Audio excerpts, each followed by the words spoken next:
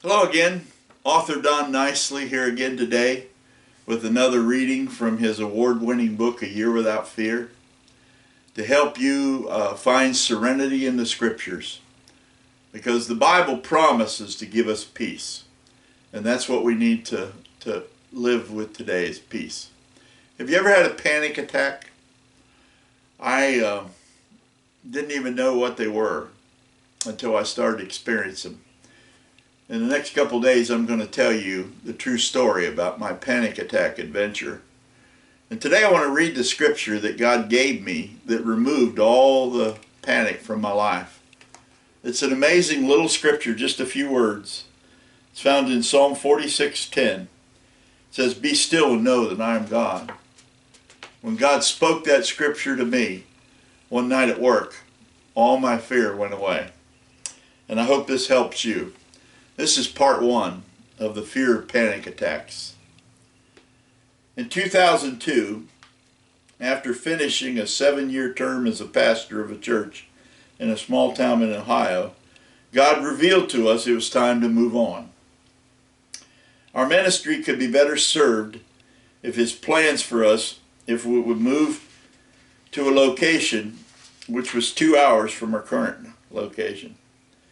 The church we had been serving in was a small church, unable to pay a full salary to its pastor. I worked full-time at a Fortune 500 company the entire 7-year pastorate. My company had a branch company near our new residence, so I transferred by interdepartmental transfer to keep my almost 8-year seniority. That was the beginning of my nightmare. The previous owners of the house we bought wouldn't move out of our new home. So we spent 2 weeks living halfway between our new address and our old one in a one-room motel. When we finally did get to move, all of our stuff was in storage buildings. The van we paid $1,000 for to move with broke down on the first load and had to be towed. I stepped on a nail and had to stop moving to go get a tetanus shot. My back felt like it was going to give out emptying those buildings. My new job put me on the graveyard shift and reduced my salary by $8 an hour. Our new home came with new expenses. Our utilities went up by around 150%. Our insurance was raised several $100s. To make it short, everything was more expensive at our new address. And though tough, with a cut in pay of about 30%, the new job wasn't working out. And the new ministry brought its own frustrations. Our new house demanded much needed immediate attention. All these things placed me in a position I've never experienced before, a position of absolute panic. Before work every night, I would feel a very real pain in my chest. The pain was extreme pressure and made my heart feel like it was going to explode.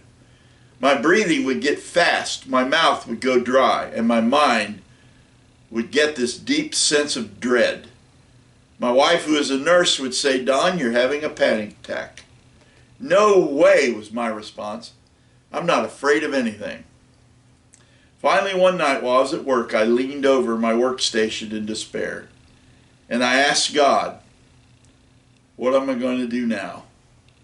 Instantly, He broke in and spoke to my heart one phrase that changed the whole course in my personal storm: "Be still and know that I am God."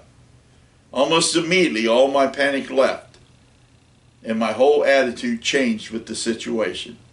Just knowing that God is in charge of your life can remove all fear and panic.